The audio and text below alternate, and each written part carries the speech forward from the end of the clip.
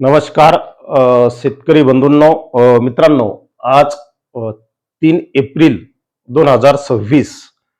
मित्रांनो, आपण आज महत्वाची गोष्ट समजून घेणार आहोत. जवळपास खाजगी हवामान संस्थेने खाजगी हवामान संस्थेबरोबर खाजगी मॉडेलने 2026 मध्ये भारतात अल निनो येणार हे भाकीत सांगितलेलं आहे. अशा पार्श्वभूमीवर देशामध्ये देशासह राज्यात कसा पाऊस असेल हे समजून घेण्यासाठी आपण PW या मॉडेलच्या आधारे याने सुद्धा एक भाकीत केलेलं आहे. देशामध्ये कसा पाऊस असेल, दक्षिण पश्चिम मान्सून कसा असेल त्याची माहिती सांगणारं हे आहे, तो हा व्हिडिओ आहे. त्यामुळं मित्रांनो, व्हिडिओ शेवटपर्यंत पहा. आपल्या राज्यात कुठल्या जिल्ह्यामध्ये कशा स्वरूपाचा पाऊस असेल त्या संदर्भातली माहिती आपल्याला या मॉडेलमधून आपल्याला मिळणार आहे.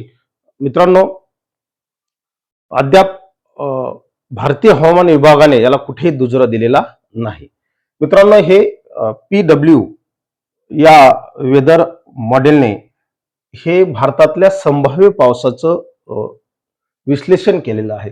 2026 मधील मित्रांनो, जून ते सप्टेंबर साऊथ वेस्ट मान्सून 2026 कसा असेल, देशात कसा पाऊस पडेल याची संदर्भातली माहिती आहे. अल निनोच्या पार्श्वभूमीवर आणि पॉझिटिव्ह आयओडीच्या पार्श्वभूमीवर त्यांनी हे केलेलं भाकीत आहे. आपण थोडंसं या सूचीकडे जर नजर टाकली, अबाव नॉर्मल म्हणजे सामान्यपेक्षा जास्त पाऊस इथं आपल्याला निळ्या याच्यात त्याने दाखवलेला आहे. देशात कुठे कुठे तो भाग आहे आपण ते समजून घेऊ. नॉर्मल म्हणजे सामान्य पाऊस, जो येलो कलर मध्ये दाखवलेला आहे, आणि बिलो नॉर्मल म्हणजे सामान्यपेक्षा कमी पाऊस. सामान्यपेक्षा कमी पावसाची शक्यता इथं आपल्याला ब्राऊन कलर मध्ये थोडीशी त्यांनी दाखवलेली आहे. या सर्व गोष्टीची आपण इथं पाहू. तर महाराष्ट्राचा जर आपण विचार केला, आपण प्रामुख्याने महाराष्ट्राचा विचार या ठिकाणी करणार आहोत. महाराष्ट्राचा जर विचार केला तर आपल्याला बहुतांश ठिकाणी निळा कलर त्यांनी दाखवलेला आहे. म्हणजे अबाव नॉर्मल, सामान्यपेक्षा जास्त पावसाची शक्यता ही या मॉडेलने दाखवलेली आहे. संपूर्ण घाटाच्या पश्चिमोत्तरावर घाटावर, त्यानंतर मित्रांनो उत्तर महाराष्ट्र, पूर्व पश्चिम विदर्भ या भागात या मॉडेलने सामान्यपेक्षा जास्त पाऊस या ठिकाणी दाखवलेला आहे. आणि हा जो निळा कलर आपल्याला दिसत आहे, हा जो येलो कलर आपल्याला दिसत आहे, या येलो कलर मध्ये मित्रांनो सामान्यपेक्षा कमी पावसाची शक्यता ही आपल्याला दाखवलेली आहे. ती आपल्या महाराष्ट्रामध्ये कुठले कुठले जिल्हे असतील त्या संदर्भातली माहिती आपण जाणून घेऊ. महाराष्ट्रात सामान्यपेक्षा कमी पाऊस 2026 मध्ये कुठल्या जिल्ह्यात असू शकतो त्याची एक संभाव्य माहिती आपण घेणार आहोत. तर मित्रांनो, प्रथम आपण दक्षिणेकडून सुरुवात करू. यामध्ये आपण जर पाहिलं तर सांगली, साताराचा पूर्व भाग, त्यानंतर मित्रांनो पुणेचा पूर्व भाग, संपूर्ण अहिल्यानगर जिल्हा लक्षात घ्या.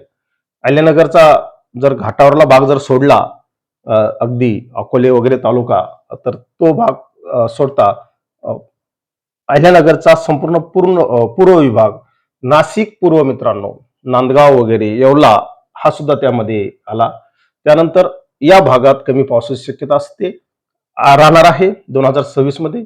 छत्रपती संभाजीनगर चा एरिया मित्रांनो, त्यानंतर जालना, बीड, धाराशिव, सोलापूर, संपूर्ण सोलापूर तर मित्रांनो अवर्षणप्रवण भाग आहे. महाराष्ट्रातील सर्वात कमी पर्जन्यमान असणारा जर जिल्हा कुठला असेल तर तो सोलापूर आहे. लक्षात घ्या, सोलापूर आहे. धाराशिव त्यामध्ये आहे, लातूर आहे. 2016 मध्ये मित्रांनो लातूरला सुद्धा रेल्वेने पाणी पुरवठा करण्यात आलेला होता. बीड आहे. नांदेडमध्ये मित्रांनो पूर्व नांदेडमध्ये चांगला पाऊस राहील, परंतु नांदेडच्या पश्चिम बाजूला कमी पाऊस राहील. परभणी जिल्ह्यामध्ये सुद्धा मित्रांनो चांगला पाऊस राहील, कारण खाली खाली पाऊस चांगला असतो. हिंगोली जिल्ह्यामध्ये सुद्धा चांगला पावसाची शक्यता आहे.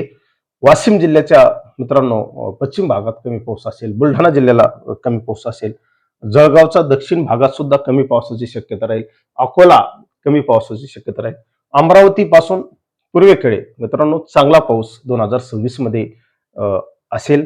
वाशिम आहे, हिंगोलीचा पश्चिम भाग आहे, परभणी पश्चिम आहे.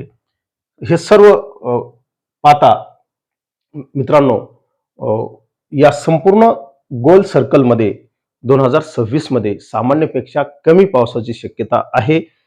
पिकं जगवणारा पाऊस असेल, कारण आयोडी घटक पॉझिटिव्ह आहे, त्यामुळे आपल्याला त्याकडे फार दुर्लक्ष करून चालणार नाही. PW या वेदर मॉडेलने एल निनो प्लस आयोडी पॉझिटिव्ह या पार्श्वभूमीवर हे विश्लेषण केलेलं आहे. हे विश्लेषण मी तुमच्या समोर मांडण्याचा प्रयत्न केलेला आहे. हे संपूर्ण विश्लेषण माझं आहे. मित्रांनो, अधिक माहितीसाठी IMD फॉलो करा. एवढंच या निमित्ताने सांगतो, थांबतो. जय हिंद, जय महाराष्ट्र.